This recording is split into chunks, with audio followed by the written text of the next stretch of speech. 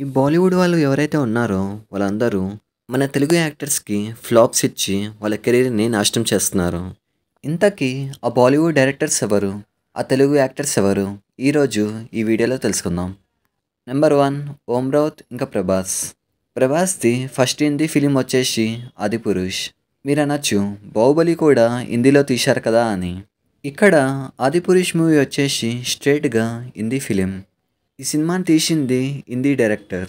ఈ సినిమాలో ప్రభాస్ కాకుండా మిగతా వాళ్ళంతా హిందీ వాళ్ళే. అందుకే 'ఆదిపురుష్' మూవీ వచ్చేసి స్ట్రెయిట్ హిందీ ఫిలిం. అయితే ఈ సినిమాతో ఓం రావుట్ అవుతే మన ప్రభాస్‌కి పెద్ద రాడ్ దింపాడు. మన ప్రభాస్ ఫ్యాన్స్ అందరికీ రాడ్ దింపాడు. ప్రభాస్ అయితే ఓం రావుట్ పైన నమ్మకం ఉంచాడు. కానీ ఓం రావుట్ ఏమో ఇలా చేశాడు. అసలు ఓం రావుట్‌కి రాముడు ఎలా ఉంటాడో తెలీదు. రావణాసురుడు కూడా ఎలా ఉంటాడో కూడా తెలీదు. రావణాసురుడికైతే ఏకంగా చప్రీ కటింగ్ చేయించాడు. ఒక హైదరాబాదీ మోడల్ ఎలా ఉంటాడో అలా చేయించాడు. ఈ సినిమాలో లంక ఎలా ఉంటుందంటే థార్ సినిమాలో కింగ్డమ్ ఉంటుంది. సేమ్ అలానే దింపేశాడు. కాకపోతే బ్లాక్ ఫిల్టర్ పెట్టి జాక్ స్నైడర్ ఫిలింలా తీశాడు. ఈ సినిమాకి 500 కోట్లు పెట్టారు. 500 కోట్లే కాదు ఇంకెక్కువే పెట్టారంట. ఈ ఓం రావుట్ గాడు అన్ని కోట్లు ఖర్చు పెట్టి సరైన విఎఫ్ఎక్స్ అనేది పెట్టలేకపోయాడు.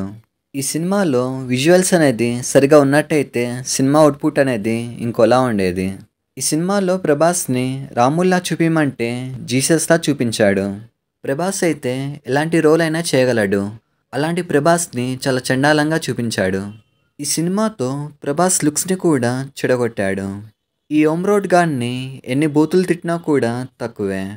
'ఆదిపురుష్' మూవీ చూశాక ప్రభాస్ ఫ్యాన్స్ రియాక్షన్ ఎలా ఉందంటే Home, you're coming to my room. Home. Come. సర్లే ఇంకేదేదో అయిపోయింది, ఇంకేం చేయలేం కదా. ఈ ఓం రావుట్ వచ్చేసి ప్రెజెంట్ అవుతే అబ్దుల్ కలాం బయోపిక్ తీస్తున్నాడు. అది ఎలా తీస్తాడో ఏంటో భయం వేస్తుంది. Number 2 junior NTR. Junior NTR straight Hindi film వచ్చేసి వార్ 2. ఈ సినిమాలో జూనియర్ ఎన్టీఆర్ అయితే యాక్టింగే మర్చిపోయాడు. ఈ సినిమాలో ఇంటెన్స్ లుక్ ఇమ్మంటే కళ్ళు దగ్గర పెట్టి సీరియస్గా చూస్తాడు.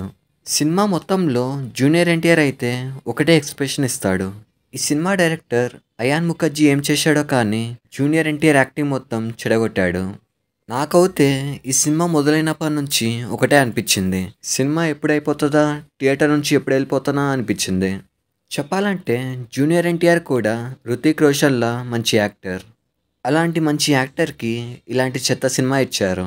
సినిమా చూస్తే ఇంత చండాలంగా ఉంది. కానీ జూనియర్ ఎన్టీఆర్ వచ్చేసి ప్రీ రిలీజ్ ఈవెంట్లో 2 కాలర్లు ఎగరేశాడు. సచిన్ టెండూల్కర్ కూడా ఇంత కాన్ఫిడెంట్గా బ్యాటింగ్ చేసి ఉన్నాడు. కానీ జూనియర్ ఎన్టీఆర్ ఏమో ఇంత కాన్ఫిడెంట్గా హిట్ అవుతుందని చెప్పాడు. బాలీవుడ్ వాళ్ళు మన తెలుగు వాళ్ళని తక్కువ చేయాలని ఈ సినిమా తీశారు. నాకైతే అలానే అనిపించింది.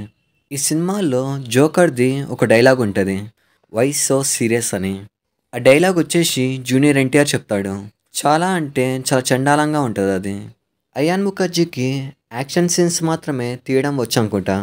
ఎందుకంటే ఈ సినిమాలో యాక్షన్ సీన్స్ అనేవి బాగానే ఉంటాయి, కానీ యాక్టర్స్ మాత్రం యాక్టింగ్ చేయరు. సో ఈ సినిమాతో బాలీవుడ్ వాళ్ళు మన జూనియర్ ఎన్టీఆర్కి రాడ్ దింపారు. అలాగే ఈ సినిమాకి తెలుగు రాష్ట్రాల్లో పెద్ద లాస్ వచ్చింది. నెంబర్ 3 రామ్ చరణ్. రామ్ చరణ్కి స్ట్రేట్ హిందీ ఫిలిం వచ్చేసి తుఫాన్. ఈ సినిమా హిందీ నేమ్ వచ్చేసి జాంజీర్. అప్పట్లో రామ్ చరణ్ ఇండియా వైజ్గా చాలా పాపులర్ అయ్యాడు. అందుకే బాలీవుడ్లో డెబ్యూట్ చేద్దామని ఈ సినిమా తీశారు. చాలా అంటే చాలా గ్రాండ్గా డెబ్యూట్ చేశారు. ఆ టైంలో బాలీవుడ్లో ఉన్న టాప్ హీరోయిన్ అయిన ప్రియాంక చోప్రాని పెట్టి ఈ సినిమా తీశారు. కేవలం ప్రియాంక చోప్రా మాత్రమే కాదు, సంజయ్ దత్ని కూడా పెట్టారు. ఆ టైంలో పోలీస్ సినిమాలు హిట్ అవుతున్నాయని ఒక పోలీస్ స్టోరీతో వచ్చారు. కానీ తీరా చూస్తే సినిమా వచ్చేసి పెద్ద డిసాస్టర్ అయిపోయింది. చాలా అంటే చాలా పెద్ద డిసాస్టర్ అయిపోయింది. ఆ టైంలో రామ్ చరణ్ ఫ్యాన్స్ అయితే అనుకున్నారు బాలీవుడ్ వాళ్ళతో సినిమా తీయకుండా ఉండాల్సిందని. ఈ సినిమా తీసింది అపూర్వ అని ఒక చిన్న డైరెక్టర్. కనీసం పెద్ద డైరెక్టర్తో తీసిన సినిమా హిట్ అయ్యేది. ఇలా కొంతమంది తెలుగు హీరోలు హిందీలో డెబ్యూ చేసి ఫ్లాప్ని చూశారు. బాలీవుడ్ డైరెక్టర్స్ని నమ్మి పెద్ద డిసాస్టర్ని చూశారు.